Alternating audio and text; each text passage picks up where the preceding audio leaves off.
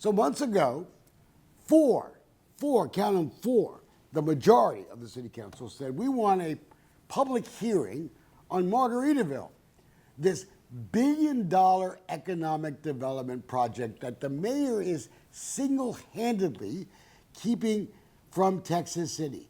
A billion-dollar economic development project. The amount of tax revenue we could generate over a 10-year period is unreal. Right now, we've not seen any reason why the development shouldn't take place.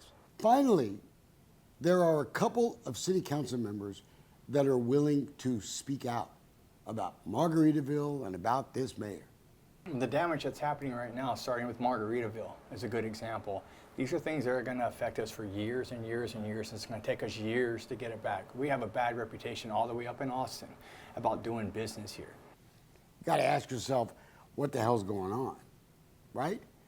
This is a project that will bring 4,000 to 8,000 people, likely with disposable income, who will bring in more business to Texas City. It's why the Chamber of Commerce is like telling people repeatedly, this is a good deal for the city. You're talking ultimately, $1 billion investment. Everybody keeps going back. That's a big number. And so what it does from an economic standpoint, not only for current local businesses, but also future businesses that will be attracted here, it's kind of that perfect combination.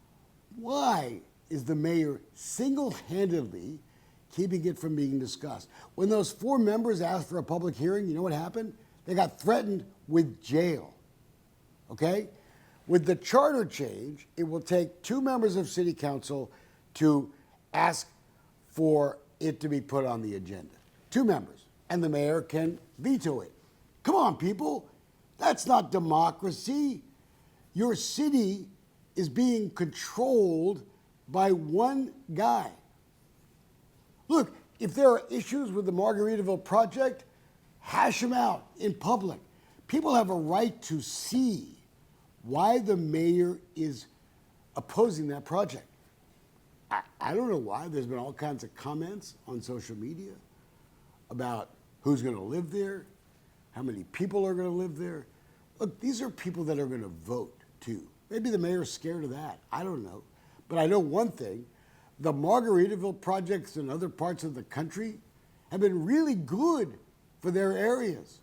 Why would a city oppose bringing middle-class people to their city to create a resort-style community? There have been headlines in the Houston Business Journal lately about all the stuff that's not happening in Texas City. And the mayor says, well, we got these other neighborhoods going on. Mayor, those neighborhoods you know were going on before. You know that. Mayor, you know enough people wanted you recalled. I never thought this recall would go through. It's not going to go through. They could have had 5,000 signatures. It wouldn't have gone through. There's always a loophole that you can find to stop it, and that's what they do. You know it happened. Now, the weird thing in Texas City, and I actually think it's illegal, is the city secretary is the lone decider, the dictator. The dictator is dictator. The lone decider of whether or not the recall of the mayor was successful or not. The recall organizers say it was. Ramari Lee says it wasn't. Anyone who thought Ramari Lee was going to approve that recall, that wasn't going to happen. She was going to find some reason to do it. She's never to this moment given the recall organizers a detailed explanation, as she is required to do, of what was wrong with their original petitions. There should be a city council hearing to look at what happened with that appeal. Nobody elected Ramari Lee. She is the mayor's buddy. They socialize together at night. She should not be the lone decider of whether a recall of her buddy, the mayor, is right. Now, the mayor, if he doesn't want to talk to us, can let his communications people talk to us. Oh, wait a second. They're all, two of them, the two main people, charged with a felony right now for online impersonation of a guy that's a big critic of the mayor. It doesn't matter who the person is. What matters is that right now, those two people are still working at City Hall. That's crazy too. There's evidence they used city equipment to do this. They should have been fired immediately. And you may have an opinion on why they haven't been fired. I'll tell you my opinion. The mayor had to know they were doing it. Think about it. You really think a mayor that's controlling everything would not know that his communications people are doing online impersonation? Maybe they didn't know it was a felony. Come on, Mayor. You know you knew. Whether you told him to do it or just let him do it, I don't know. But you should answer those questions. And you could answer these rape allegation questions at the same time. I know you like talking to the Galveston Daily News. I know you do. Because I don't know any other way to say it. They are clearly up your butt. Okay? The reporter who did this story, this attack story on my firm, should be ashamed of himself. Because everybody knows what you're doing. So this reporter, Corey, whatever his last name is, he called me. Talked to the guy for about 15 minutes. And then I told him to screw off because he clearly was just, I don't know, the mayor's press guy. So I at some point I finally said, I've wasted enough time with you, okay? And I hung up on him. And then I sent a follow-up text that was another quote. The guy did not use a single quote of our conversation. Not a single quote. Didn't repeat any of it. Didn't put any of it in the paper. I wish I had recorded it because it was a pretty good conversation. He was all focused on whether or not there were more political texts than there were about women that Fabian Lewis had sex with. And the mayor says after the guy got arrested for rape that he didn't text him anymore. No shit. The guy was in jail. Of course he didn't text him anymore. Who's going to text a guy that was just arrested for rape, even if he was your buddy? You're going to like stay out of it, right?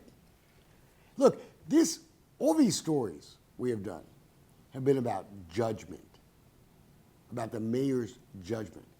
The judgment of, as a government official, commenting on texts of women some guy had sex with. Allegations that he had sex with a 14-year-old. Why didn't you cooperate with that investigation, Mayor? Should have been easy, right? No, I didn't do it. Why didn't you cooperate with the investigation? I'm not answering any questions of you. Your judgment sucks. It is hurting your city. You are chasing away economic development projects for a reason you should have to explain publicly in a public hearing.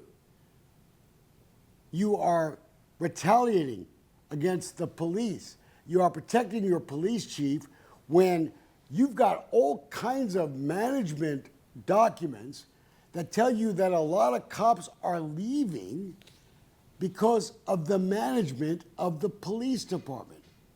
What are you doing? This is about public safety. You're chasing away decades of police experience. And people are leaving and other people are hiring them. What are you doing? More than 50 cops have left. If I was in charge of a city and 50 cops left, I would want to know what the hell is going on in my police department. You don't. Why? It's all about judgment, Mayor. And you can get your Galveston Daily News ho-boys to do a critical attack on me every couple of weeks.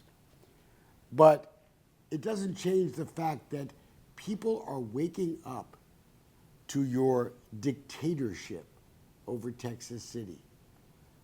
There should be a revolution to get a city manager in Texas City. there should be lawsuits over this recall. Me personally, I feel that the mayor should step down.